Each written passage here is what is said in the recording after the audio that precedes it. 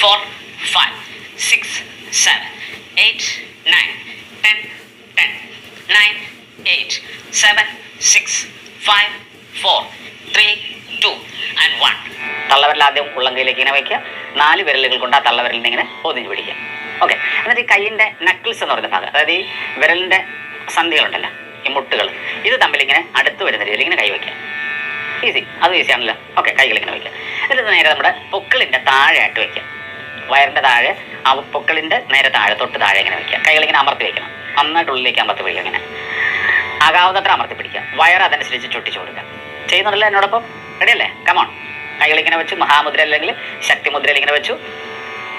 ശരീരത്തിന് മുഴുവനായും ശക്തി തരുന്നതിനും പ്രമേഹം മാറ്റുന്നതിനും ഏറ്റവും നല്ലൊരു മുദ്രയാണ് ഇത് നമ്മൾ ചെയ്തിരിക്കുന്നത്. ഓക്കെ, ഇങ്ങനെ വെറുതെ വെച്ചാൽ പോരാ, ഞാൻ പറയുന്ന പോലെ ചെയ്തോളണം. ഓക്കെ, ഞാൻ അതിൻ്റെ സൈഡൊന്ന് മാറ്റി കാണിച്ചു തരാം. ഇങ്ങനെ എടുത്തിട്ട് നേരത്തെ ഞാൻ കാണിച്ച ആ മുദ്ര ഓർക്കുക. 2 കൈകളും ഇങ്ങനെ പിടിച്ചിട്ട് ആ മുദ്രയിൽ ഇങ്ങനെ വയ്ക്കുക. പൊക്കിളിൻ്റെ താഴെ ഇങ്ങനെ കൈ വയ്ക്കുക.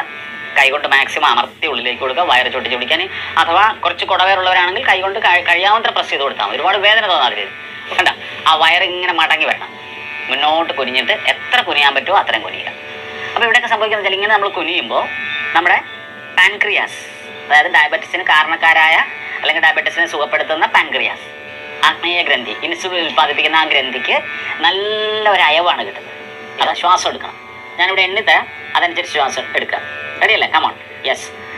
1, 2, 3, 4, 5. പതുക്കെ പുറത്തേക്ക് വിടുക. 5, 4, 3, 2, 1. ഓക്കെ, പതുക്കെ നിവർന്നു വരിക. എളുപ്പമല്ലേ? ബുദ്ധിമുട്ട് തോന്നുമ്പോൾ നിവർന്നു വരിക. ഇനി എത്ര സമയം അങ്ങനെ ഇരിക്കാൻ പറ്റുമോ അത്ര സമയം ഇരിക്കുക. കഴിയാവുന്നതും 3 മിനിറ്റ് ഇരിക്കണം. അത് നിർബന്ധമാണ്.